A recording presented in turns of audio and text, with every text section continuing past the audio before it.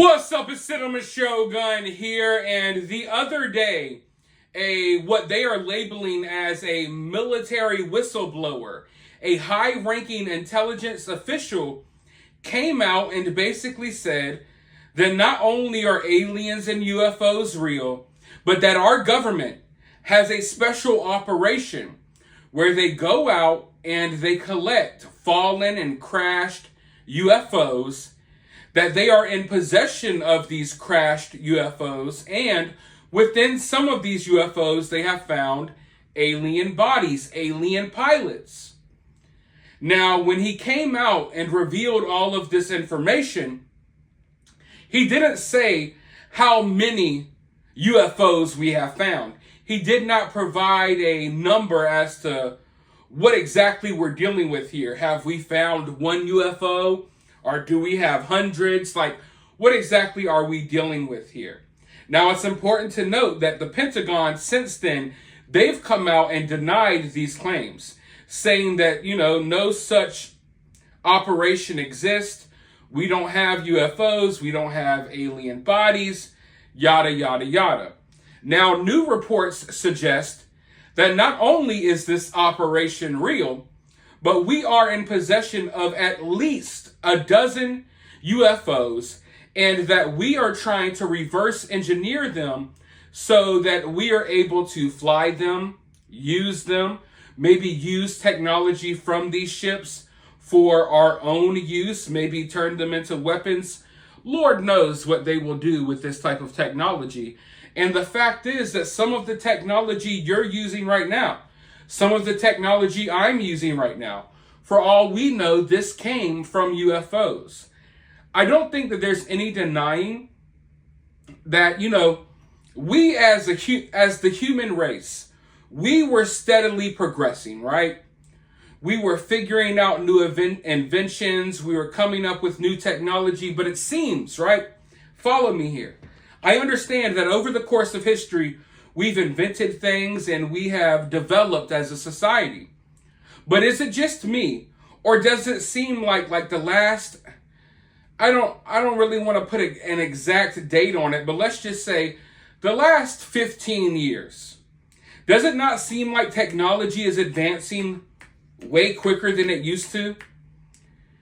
It seems like we kind of went from a level 3 to like a level 10 within the span of years, and it's like we skipped a bunch of steps. The fact that we're dealing with AI, virtual reality, the cell phone that you're using to watch this video, the computer, the fact that within some of y'all's lifetime, because some of y'all are older than me, if you're 70 something, you're in your 60s, in your lifetime, a computer chip was like the size of your house. I'm not exaggerating. Computer chips were like the size of your vehicle. Now, we have chips small enough that they're in the back of your phone. They're in your computers. Some people even think chips are going to be inserted in people's bodies. But that's how far we have come with technology in such a short amount of time. Is this because humans are developing this stuff, or have we reverse engineered certain technology? Have we gotten inspiration from fallen spacecraft that led people to have ideas to create certain things that we didn't even know were possible? I think that's something that everyone needs to think about. But anyways, as of right now, they're reporting that there are at least a dozen alien spacecrafts in our possession in the U.S. That the U.S. military, the government, has over 12 UFOs as we speak. Now, is this true? I don't know. But let's go ahead and watch this clip, and then I'll be back with more thoughts. But first, you got to hit that thumbs up button. You want to support this channel, you want to do so for free, you like these videos, I work hard on them every day. All you got to do is totally free. It only takes 1 second. Hit that like button, drop a comment, share the video. Let's go ahead and dive right into this clip, and then I'll be back with more thoughts. And I want to talk about something. I want to approach this story from an angle that a lot of people haven't approached it from yet. But I'll be right back. Credible sources including former high-ranking intel officials, have corroborated to our next guest that the U.S. military is in possession of at least a dozen alien spaceships. A dozen. And reportedly, both our government and private aerospace companies are trying to reverse engineer the ships. One source even said, we're trying to fly these ships. Let's bring in Michael Schellenberger, the founder of Public on Substack. So what are these sources telling you? We got 12 ships. What do these suckers look like, Mike? Good to be with you, Jesse. Yeah, I mean, the descriptions range from the classic disc shape to the triangular shape. Another person described one of the ships as sort of a modified Huey helicopter or deep sea submarine. These are all people that are sane, highly intelligent, in positions to know, and also cleared at very high levels of security clearance. They were very anxious in speaking with me. I protected their identities, didn't even reveal their genders or the institutions that they work for, but they all felt compelled to speak out in response to this whistleblower who you just quoted, who made those extraordinary claims, and they verified the core claims that indeed the U.S. government does have non-human spacecraft. And what exactly is the U.S. government doing with this spacecraft? They say that, and it sounds crazy, but it is what they say, that the U.S. government has been working to reverse engineer these technologies for many decades, and that the high levels of security has made that very difficult. One person described an effort to involve a broader set of scientists and engineers to cut through the stovepipes in this person's language, and that proposal was rejected. It was made through a major aerospace corporation. And, you know, what I would emphasize here is that I think we can't have it both ways. If you think there's nothing there, then you should have no objection to Congress representing the American people and finding out. The claims are that these are real objects and that they exist at military bases and with military contractors. So if they're not there, then nobody should object to people looking, including in unannounced visits. But you can't say that there's nothing there and we shouldn't look. I think that's no longer credible. I mean, as one of the persons said to me, the toothpaste is out of the tube. And I think that with the awareness that this may exist, that's enough of a justification for Congress to look into it. Absolutely, and they should. Have any of your sources described seeing any extraterrestrials? Yes, one of them did, but I kept it out of the story because for a variety of reasons, I wanted to make sure that we were able to focus on verifying, including with some of the same sources that David Grush also heard from, just to verify that there is a very large number of people that are in positions to know who say that there are indeed non-human craft. And at this point, I'm not really comfortable talking about some of the other details that I was told. Okay. And it's not James Carville, it's actual extraterrestrials?